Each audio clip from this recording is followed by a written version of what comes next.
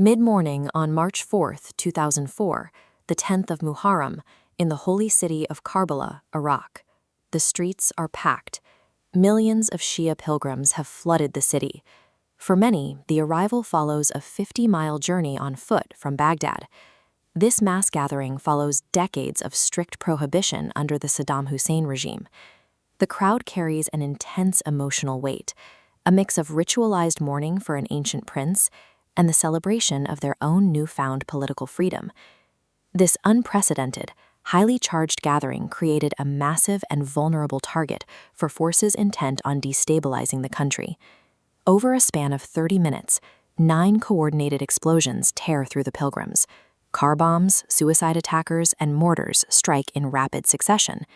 The Sunni extremist group Al-Qaeda in Iraq orchestrated the strike with meticulous, cruel precision.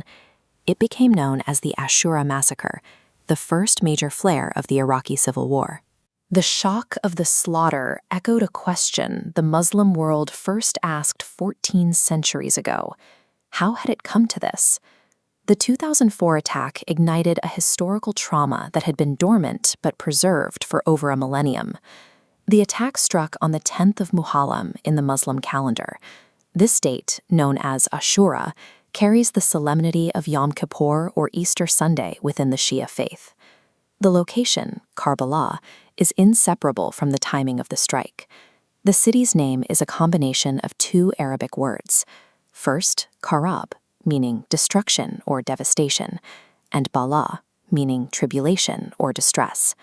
The name itself serves as a linguistic monument to disaster, providing a symbolic theater for sectarian warfare. On this exact day, at this exact point in the desert, the foundational trauma of the Sunni-Shia split took place. In the year 680 CE, the Prophet Muhammad had been dead for less than 50 years. The Islamic Empire at the time reached from the borders of India to the Mediterranean coast of Africa. Yet the fate of that empire was decided at Karbala, a remote outpost wedged between the Euphrates and the desert. The Prophet Muhammad's closest male descendants were ambushed and killed here. Among the dead was Muhammad's grandson, Hussein, revered as the Prince of Martyrs. This localized slaughter of the Prophet's bloodline severed the political and spiritual unity of the entire Muslim community. Following the battle, the surviving women of Hussein's family were taken captive and marched away in chains. Outrage at the news spread rapidly, from Algeria in the west to Persia in the east. This trauma is reenacted through intense ritual today, such as the Taziyah passion plays.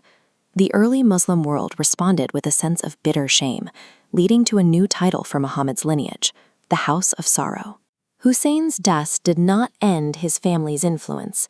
It solidified a political defeat into an invincible theological martyrdom.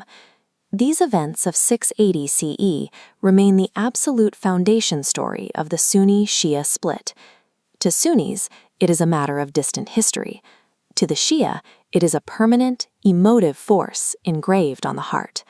This memory creates an ever-widening spiral across 14 centuries. Faith and politics, personal identity and national redemption, all are inextricably linked within this paradigm. Historical memory functions as an active variable in modern geopolitical conflict. Living inside this trauma is defined by a central Shia maxim: every day is Ashura, and every place is Karbala. The 2004 Ashura massacre was a terrifying, literal application of that ancient phrase. Modern pilgrims, gathering to mourn historical martyrs, found themselves becoming martyrs in the same location. The story of Karbala remains an endless loop in Iraq, demonstrating how ancient historical narratives can dictate the terms of modern warfare.